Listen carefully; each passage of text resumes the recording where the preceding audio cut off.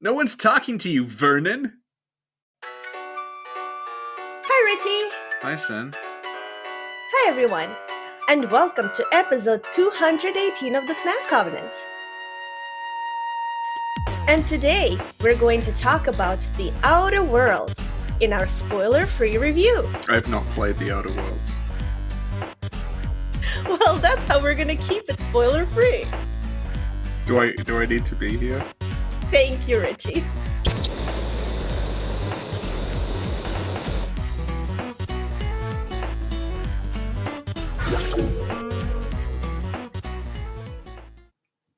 So, Richie. Yes. Have you heard of The Outer Worlds? Yeah, just then. Thank you. Well, let me tell you a little more. Okay. The Outer Worlds is an action role-playing game developed by Obsidian Entertainment and published by Private Division. Are you reading the Wikipedia article? Yes, I actually copy-pasted the Wikipedia entry into my document because I'm prepared for this podcast. Can you just go to Wikipedia? Fuck you. Richie, have you heard of Obsidian before? Obsidian is a naturally occurring volcanic glass formed as an extrusive igneous rock. Footnote 4. Obsidian is produced when felsic lava extruded from a volcano cools rapidly with minimal crystal growth. It is commonly found within the margins of rhyolitic lava flows known as obsidian flows. You know, I made another resolution for myself. I thought in 2021, we're going to have a more prepared and professional podcast. So I wrote all this shit out so I can read it enthusiastically in a positive manner. Because positivity is another one of our goals for 2021. And what do, Richie? You said more prepared, so I'd like to cast your mind back to approximately 48 minutes ago, in which you said, "Do you have time to record something today?" So I don't think that, it's not that prepared. Also, it's a big game I haven't played, but I have to be here. Thank you, Richie. Now, Obsidian is also a video game developer that worked on such hits as Fallout New Vegas and South Park: The Stick of Truth. Yep. Have you played Fallout New Vegas? A little bit. Did you like it? Well, my understanding is Obsidian is also. I don't think it's like the same, or is it? I don't know if it's the same people under a different name, or they were Obsidian at the time, but they did Fallout 1 and Fallout 2. Which I notice you have neglected to mention in your rundown of Obsidian games, because those games have a mouse-driven interface that you don't like. So, I know them from Fallout 1 and Fallout 2 mostly. Thank you, Richie. Now, Richie, at this point in my notes, I have a side note that I need to mention. Mm-hmm. When I played The Outer Worlds, which was last week while I was on vacation, I have not yet played Fallout 76. And even though I would have wanted to finally try it on my vacation, the internet was so slow where I was at that downloading the new patch would take days. Yep. And I realized that I would probably not be able to play Fallout 76 on my vacation. Right. End of side note. So is that why you played Outer Worlds? Yeah. Mm-hmm. Thank you, Richie. Now, back to Outer Worlds. In one of the Outer Worlds trailers, they said, from the original creators of Fallout and the developers of Fallout New Vegas. Right. So when I was playing Outer Worlds, I couldn't help but compare my Outer World experience with that of my Fallout experience. Mm-hmm. Thank you, Richie. Now, let's move on to our spoiler-free review of Outer Worlds. Mm-hmm. So, to me, this game feels like a child of Borderlands and Fallout. Mm-hmm. The visual style and gameplay, I feel like leans more toward Borderlands, but the quests and dialogue and consequences of your actions feel more Fallout ish. Right. Mhm. The Outer Worlds takes place in the future. Mm-hmm. You get to travel between planets, you get companions, and you get sassy dialogue options. Right. The dialogue options and the NPC and the humor was actually really, really good. It was really Yeah. well done, I thought. Yeah. Yeah. There was this guy that was winking at me, Mm-hmm. and I didn't like it because I'm like, why are you winking at me? And the game felt it, so there was actually an option to punch him every time he winked. Ooh. Yeah, it was beautiful. Like, as you know, I am obsessed with Fallout. Mm-hmm. So it takes a lot for me to say this, but I think the NPCs are probably better written than the Fallout game NPCs. All Fallout games, or like just? Like the way I look at Fallout games, if you take Fallout 3, 4, New Vegas, 76, and put them in a pot and just Mm-hmm. melt them, that's how I see Fallout games. Right. The Outer Worlds NPCs are better written than that pot But of are they Fallout better game. written noticeably than the ones in New Vegas, considering it's the same people? I'd say, generally speaking, maybe, Right. but I feel like Fallout New Vegas might have more memorable individual characters, Right. such as Veronica and Mr. Fantastic, Mm-hmm. as well as the Toaster. The Toaster's my favorite. I love the Toaster. I didn't get to the toaster. And you're actually supposed to record a prepare to lore for me about the Toaster. That was like 2 years ago. Why didn't you do it? The contract's expired. It's in the past. Thank you, Richie. So, the Outer Worlds had a retro Yeah. futuristic and at times a steampunk aesthetic, Yeah. and I like that stuff. So, what are you doing? Nothing. Why are you interrupting me on my spoiler I'm not free review, interrupting you. I'm for listening to which you. I wrote down notes? Are you doing your nails? Continue. Thank you, Richie. Although, generally speaking, the visual style of the game reminded me of Borderlands a lot. Right. I've also never played Borderlands. Thank you, Richie. Now, Richie, there are also certain things that I like in games. For example, when games have like furniture, fridges, posters, I really appreciate it.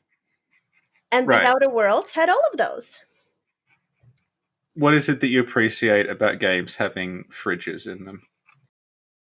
It just feels more realistic, more immersive when you walk into the house and there's a fridge. Oh no, that was one of the things people said about New Vegas that really appealed to them. Really? Is that you could kind of figure out, like, just by looking and exploring the towns, like how they all worked. Cool, yeah, there you go. Yeah. Yeah. I think that's a shortcoming of the Soulsborne games. There aren't enough fridges. That's true, yeah. Although in a sense, the painted world is a giant fridge. Yeah. Yeah. You want to know something funny? Is this going to be actually funny or like disturbing? I don't Because you know. have that tone. No, it's like, okay, this is from the creators of the dishwater soup. Longtime listeners will understand who I'm referring to. But sometimes they make like really big pots of soup, Right. but the pots are so big, they're like dangerous to put in the fridge because I think the shelves would break. Right. So what they do is they like secure the pot with the lid and everything to make sure it doesn't open or nobody can open it, Right. and then put it outside in the winter, outside on the patio. Oh, I mean, yeah, no, that works. I'm okay with this. Yeah. Yeah, in the winter, the patio is the fridge. Yeah, there you go. That works. Yeah, Yeah. fridge patio. Yeah, Yeah. cool. Thank you, Richie. I actually really, really like when games have posters and stuff that reflect Yeah. the world that you're Mm-hmm. exploring. So they had Mm-hmm. a lot of that, and I really appreciated it. Yeah. I also like it because you can actually find the posters, print them, and put them on your wall. Oh, that's cool. Yeah. When you said that, do you mean put them on the wall of your actual physical house in Yeah, real yeah, life? yeah, So yeah. you mean you're finding them on the internet and printing them, or does the game have like high res ones you can unlock to use? I don't think the game has high res one. What you can Oh, do okay. is you can find them on the internet or go to the Bethesda store, and Right. they have Fallout posters there, and you can get those.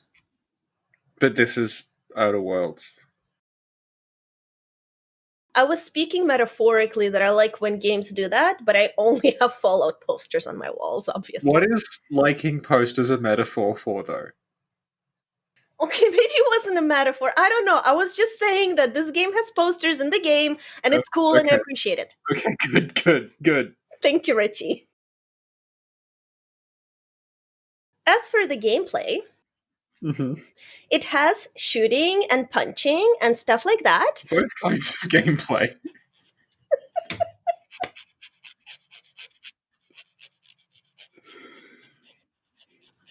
Are you doing your nails into the microphone? Are you I'm trying? really far away. I don't know. I'm holding them as far away as possible. I hear them in my mind, Richie. I have nothing to say about Outer Worlds, and it's 2 in the morning, and I'm trying to get stuff done before bed. Thank you, Richie. So, as I was saying, the game has shooting, punching, Mm-hmm. Mm-hmm. and and the thing that slows down time. So you can punch and shoot people in slow motion. So it's like that. No, Okay, what is it like? Can you think of a game with a comparable mechanic? maybe Dishonored. Yeah.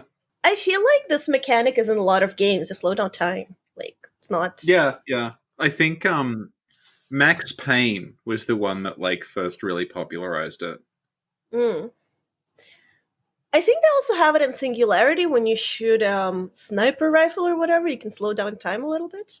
Right, right. Hmm. Thank you, Richie. So, Richie, Mm-hmm. I think this was a pretty spoiler-free review. What is that the review?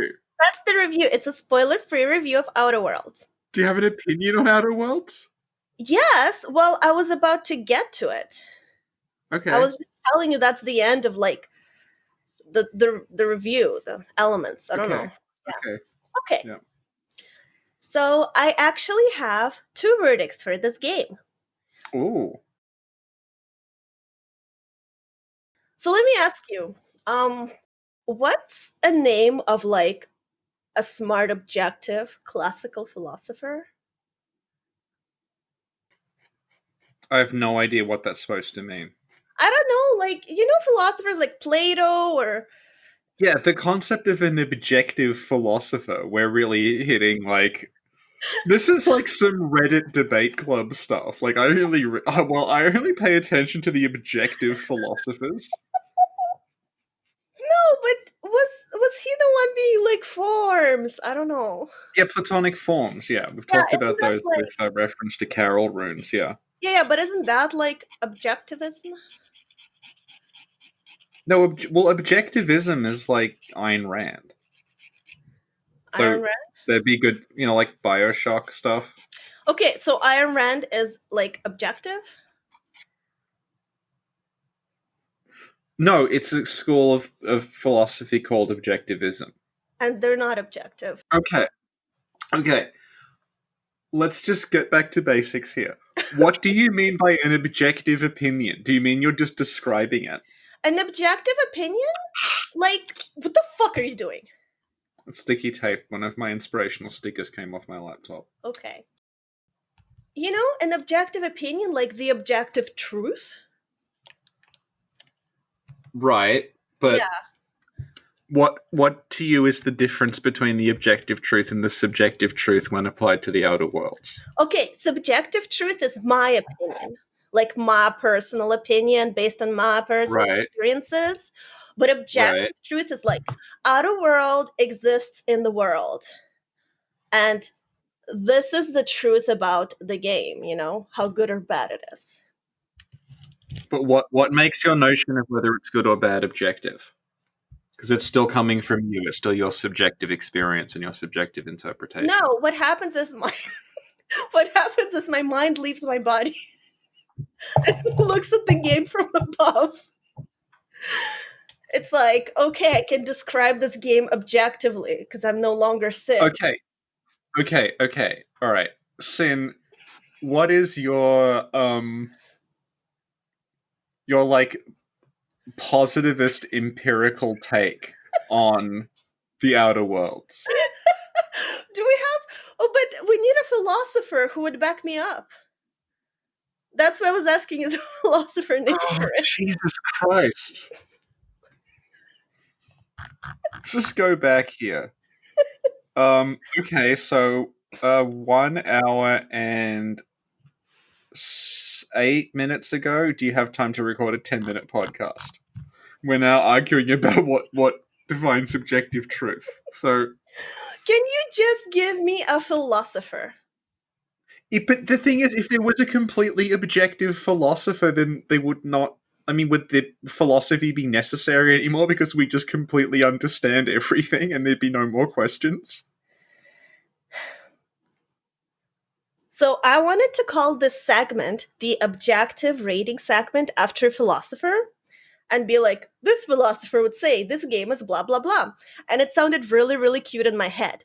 This is why I Right. asked you the question that would not even go in the podcast, that I would edit out and I would just say the philosopher and it would sound really smart. But you know what? Forget it. I can't ask Richie nothing. Forget it.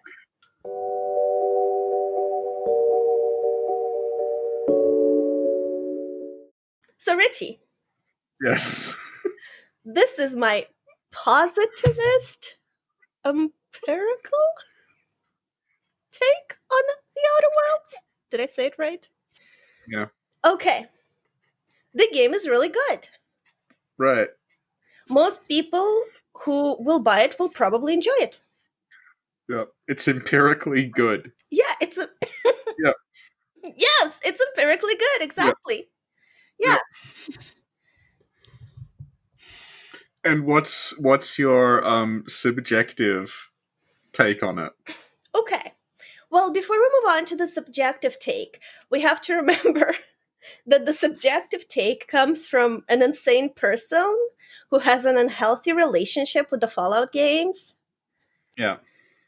One thing that stood out to me about The Outer Worlds is that Mm. it didn't have the addictive quality that Fallout has for me. Right. Like, I played The Outer Worlds for 4 days nonstop, but, That sounds pretty addictive. well, after the first day, I felt like I had to go back and keep playing it out of respect for Obsidian. Right. But if this wasn't like Obsidian, Fallout New Vegas, original creator of Fallout, I feel like I would not have gone back to it on day 2, 3, and 4. And it got me thinking, what is it about Fallout that makes Fallout so addictive to me compared to the Outer Worlds? What do you think it is? Well, funny you ask, because at that point I started making notes to compare Fallout and Outer Worlds in terms of gameplay, quests, encounters, Yeah. factions, consumables, currencies, NPCs, dialogue, companions, consequences of your actions, the world, the environment.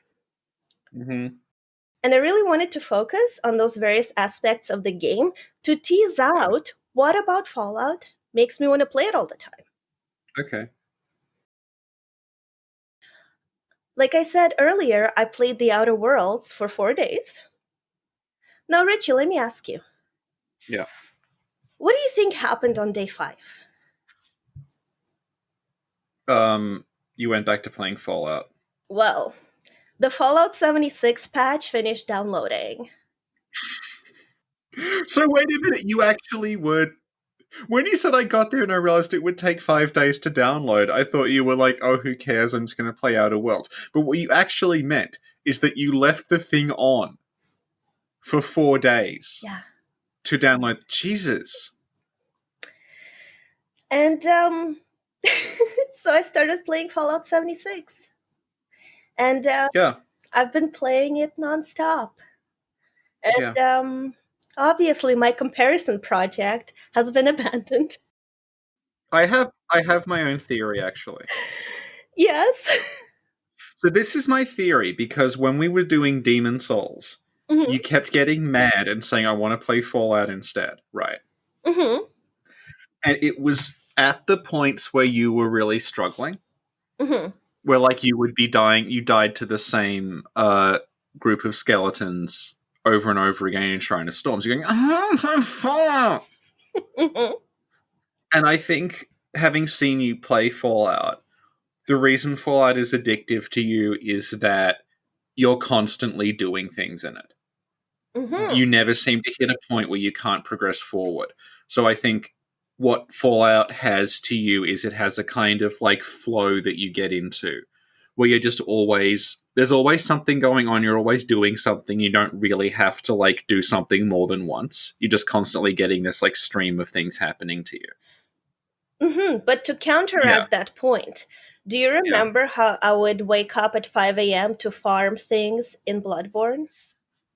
Yeah. I need to ask this question because I don't remember, Yeah, right, if yeah, we've ever discussed this. yeah, During your Rocky training montage where you were getting up every morning at 5 a.m. to farm in yeah, Bloodborne yeah. rather than learning to upgrade weapons, Mhm. what were you actually killing?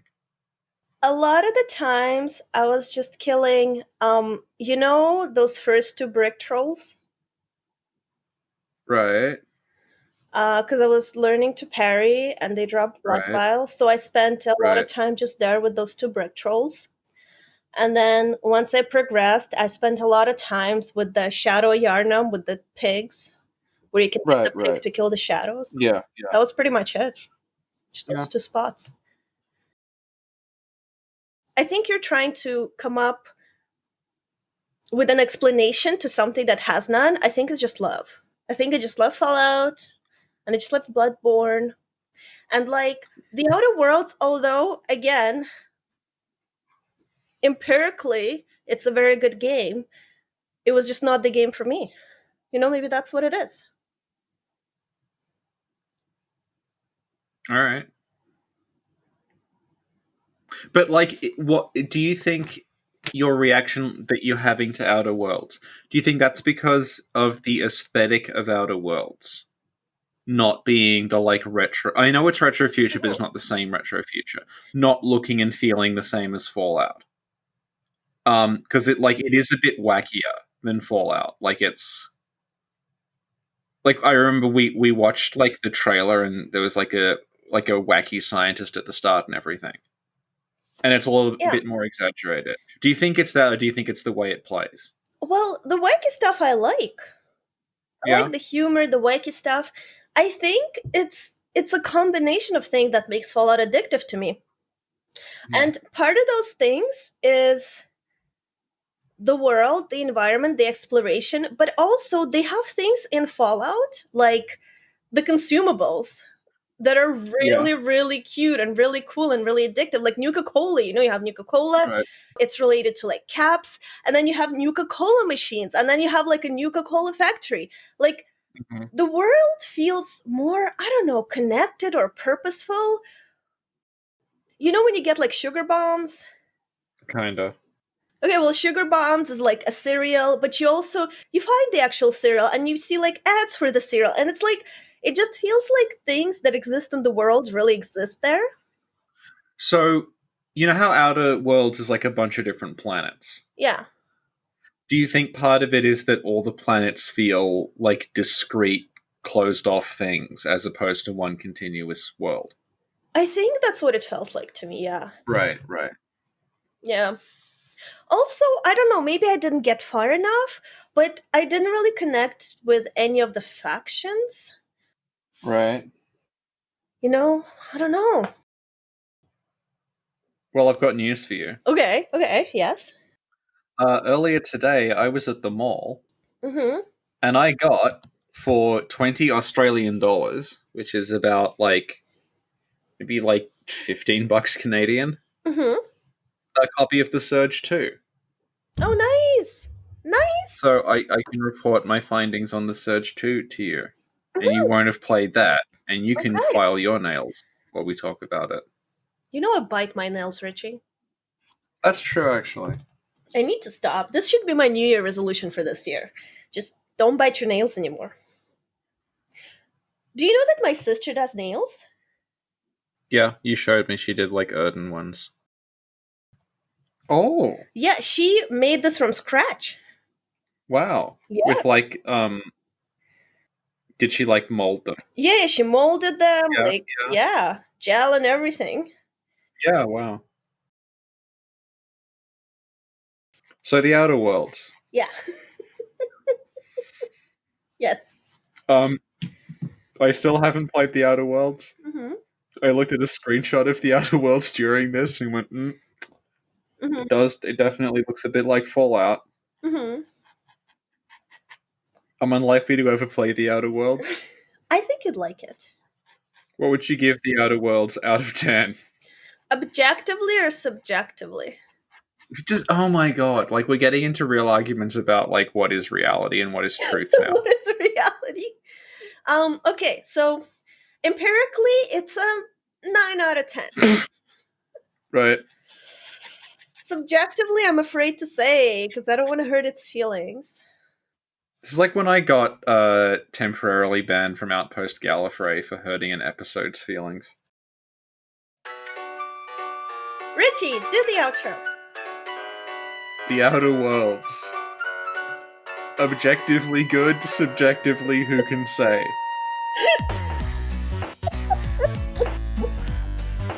It's a bit like Fallout, it's a bit like Borderlands. Thank you, Richie. Thank you, Sen. And thanks everyone for listening. See y'all next time. Bye. Bye.